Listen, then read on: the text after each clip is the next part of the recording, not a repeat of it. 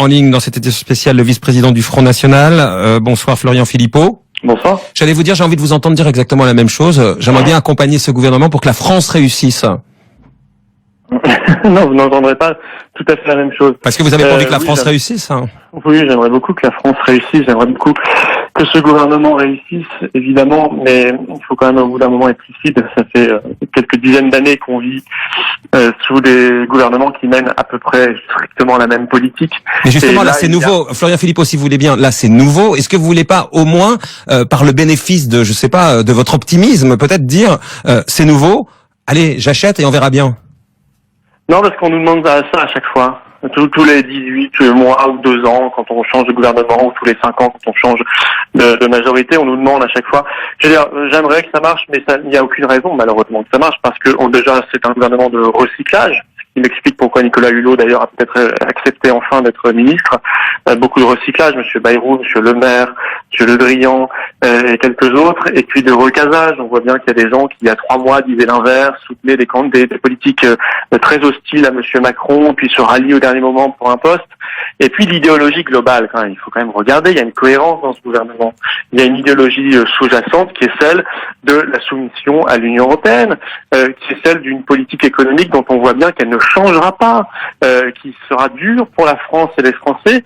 Et donc j'aimerais vraiment, je prie pour que ça réussisse, mais comment peut-on imaginer un seul instant que ça réussira avec les mêmes qui mèneront les mêmes politiques? Ça, voilà, l'équation, elle est simple. Vous dites, je prie pour que ça réussisse. J'entends quand même ça. Hein. On va essayer de garder ça, si vous voulez bien, Florian Philippot. Si vous aviez, parce que j'aimerais prendre quand même l'exercice à l'envers, si vous voulez bien, si vous aviez quand même un point positif. C'est vrai que le Front National, on vous entend beaucoup. C'est contre-pouvoir, là. Mais non, pas du, mais vous-même vous critiquez souvent et en permanence, peut-être de façon fondée, j'en sais rien. Mais c'est vrai qu'on vous entend pas souvent accompagner des choses. J'aimerais bien ce soir, et j'ai bien compris, vous critiquez, vous venez de le faire, vous êtes dans votre rôle, mais j'aimerais bien que vous disiez.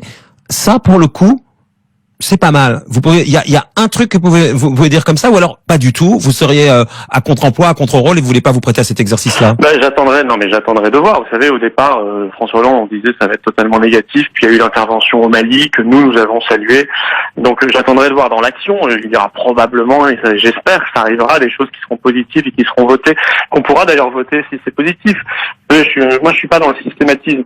Mais là, je regarde le gouvernement qui nous est annoncé. Et je suis désolé, il y a des gens qui viennent d'étiquettes différentes, LR, Modem, PS, PRG, etc. Mais ce ne sont que des étiquettes différentes qui en réalité pensaient déjà la même chose. Et quand je vois le MEDEF se réjouir officiellement ce soir de ce gouvernement, ça ne me rassure pas. Voilà, donc je me dis, il y a des partis qui sont discrédités pour jouer le rôle d'opposition à M. Macron, pour lui éviter d'avoir les pleins pouvoirs, le PS bien sûr, mais aussi LR, qui est largement représenté au gouvernement jusqu'au Premier ministre. Ces partis-là sont inutiles dans la course législative. Donc vous donnez rendez-vous pour les législatives dans un mois maintenant, c'est là où ça va se jouer pour vous. Il va falloir éviter que M. Macron ait les pleins pouvoirs, et pour cela, il faut une vraie opposition. LR, les Républicains ne peuvent plus l'incarner, c'est évident. Et le FN peut l'incarner parce qu'on sent bien les petites tensions, vous-même qui vouliez créer les Patriotes, etc. Vous êtes en ordre de bataille, ou alors ça tangue un peu aussi chez vous? Non, ça tangue pas du tout, on est en campagne. Moi, j'ai créé une association Les Patriotes au sein du Front National pour être une boîte à idées pour la refondation que veut Marine Le Pen et pour favoriser le rassemblement des patriotes. Mais c'est justement un facteur d'unité. Il faut qu'on avance et il faut qu'on permette à la France de trouver une autre voie, un autre chemin, avec un peu plus d'espérance et d'optimisme que la politique qui est menée depuis des années. On conclut pas avec un mot, mais avec une note. La note que vous donnez à ce gouvernement? C'est dans sa composition, je lui mets en dessous de la moyenne. Et ensuite, pour la politique qui sera menée, j'attendrai encore un petit peu. Merci beaucoup Florian Philippot d'avoir été en ligne dans cette édition spéciale. Bonjour. Bonjour. Merci d'être avec nous. Alors dans ce gouvernement, notamment 4 socialistes, 2 les Républicains, 3 avec le Premier ministre, 3 Modem. Emmanuel Macron s'était engagé à avoir des ministres de tous bords. Le contrat est rempli. C'est ce que voulaient les Français en élisant Emmanuel Macron? C'est-à-dire qu'il a des ministres de tous bords, qui pensent tous la même chose. Donc en réalité, ce sont des étiquettes, mais maintenant ça apparaît au grand jour. Ce sont des étiquettes qui ont fait semblant pendant longtemps, pendant des années de se combattre, de s'opposer. Et en réalité, ils partagent exactement la même chose. L'idéologie globale de ce gouvernement, c'est la politique menée depuis des années sans succès. C'est-à-dire qu'on va avoir encore plus de soumission à l'Union européenne, une politique économique qui est quand même destructrice, et aucun changement de cap en matière régalienne. Si c'était une inquiétude, d'ailleurs, c'est la nomination de Mme Goulard à la tête du ministère des Armées. Mme Goulard est réputée pour pour être même pas européiste, ultra-européiste. Enfin, pour elle, c'est vraiment la une France défense n'existe européenne, pas. une armée européenne. Ah, mais c'est vraiment la France n'existe pas et tout est au niveau de l'Union européenne. Et moi, j'ai fait plusieurs débats avec elle. C'est impressionnant. C'est du fanatisme à ce niveau-là. Et Oui, lui face à la confier stabilité. l'armée et la défense nationale, je trouve ça inquiétant.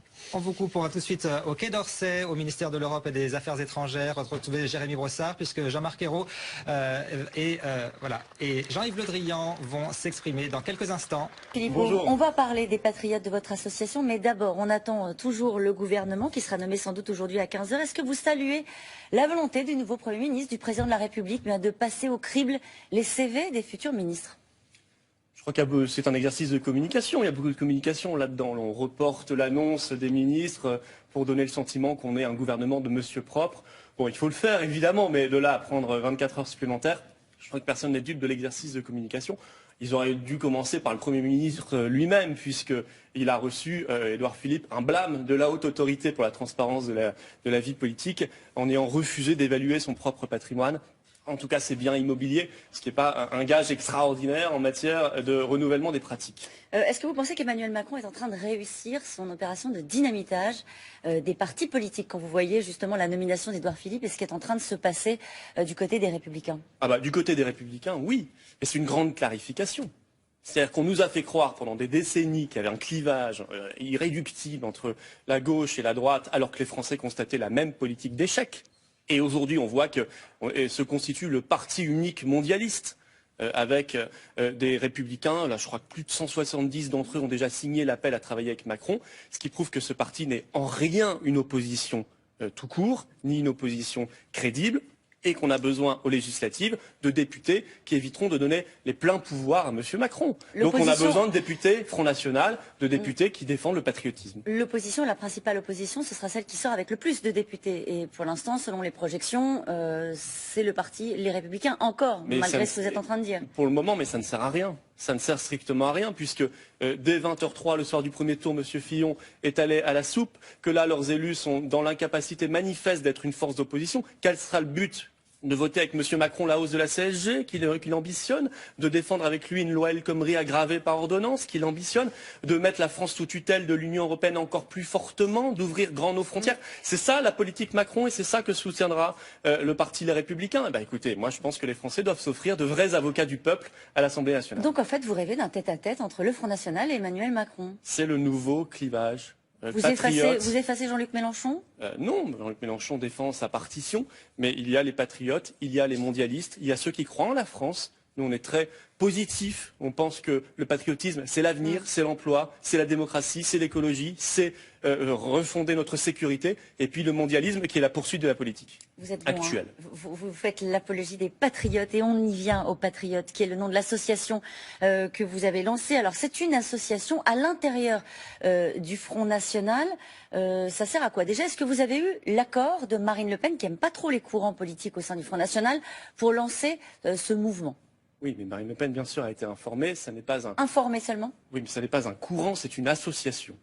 Ça n'est pas un parti politique, c'est une association au sein du Front National qui œuvre à la victoire de Marine Le Pen, qui a entendu sa très belle campagne présidentielle et notamment son appel à la refondation.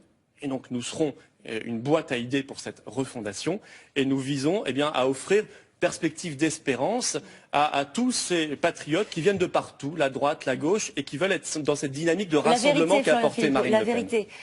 C'est la vérité. Non, pourquoi monter une boîte à idées? Il n'y en a jamais eu au Front National, il n'y a jamais eu de courant identifié comme tel ou de, je sais pas, de mouvement, d'association.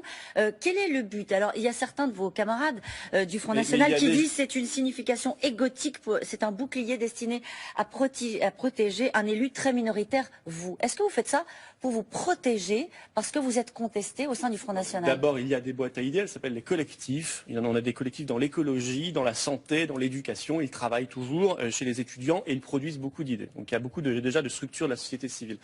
Deux, moi, comptez pas sur moi pour rentrer dans la polémique, surtout pas avec mes camarades et mes amis. On a un combat commun. Là, c'est faire barrage à Macron, c'est de sauver ce qui peut être sauvé en France dans les semaines qui viennent avec les législatives. Sur le fond, moi, je suis très heureux de ce qu'on fait. on a trois vice-présidents, Sophie Montel, qu'on connaît, Franck Delapersonne, l'ouverture sur le monde de la culture, Maxime Thiebaud, qui est un cadre qui vient de Debout la France, chez Dupont-Aignan, qui avait créé un score surprise au régional en Bourgogne-Franche-Comté. Et on a déjà des centaines de demandes d'adhésion. Voilà, les gens ont compris que... Pourquoi le FN avait besoin des patriotes? Pourquoi le FN avait besoin de cette association? Je ne sais pas s'il en avait besoin, mais moi j'apporte ma pierre. Voilà. Je veux qu'on construise la victoire de Marine, je veux qu'on construise le rassemblement, je veux qu'on construise la refondation, et je veux qu'on offre une vision positive du patriotisme. Tout le monde ne le veut pas au Front National. Mais il n'y a aucune obligation d'adhérer. Il n'y a aucune obligation d'adhérer. Ça, il n'y a pas de problème. Par contre, je sais qu'il y en a beaucoup qui veulent adhérer. Parce qu'ils se disent, le patriotisme, c'est pas simplement du négatif ou du contre. Bien sûr qu'il faut être contre l'Union européenne actuelle, contre l'immigration massive, mais c'est un projet en soi, et c'est un projet plein d'espoir. Et on a besoin d'espoir dans la vie politique française et dans le pays tout simplement, quand on voit les politiques destructives de M.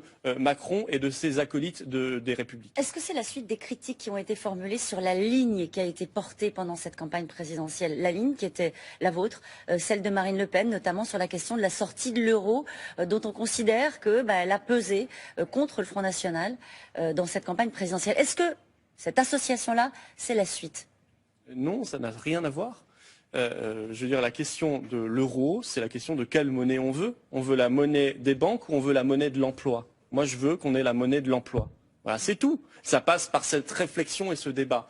Mais je crois que c'est important qu'on ait ce débat. C'est la question de la souveraineté nationale. Est-ce qu'on est un peuple sous tutelle, presque mineur juridiquement, ou est-ce qu'on a un peuple majeur qui peut décider de son avenir dans une forme de patriotisme généreux, mais en même temps en maîtrisant les clés de la démocratie et de son avenir? Est-ce que si le FN tournait le dos à cette ligne-là, vous quitteriez réellement le Front National? C'est très théorique. C'est-à-dire que non, c'est pas théorique, c'est très très concret. Si le Front National ne défendait plus la souveraineté nationale. La sortie de l'euro.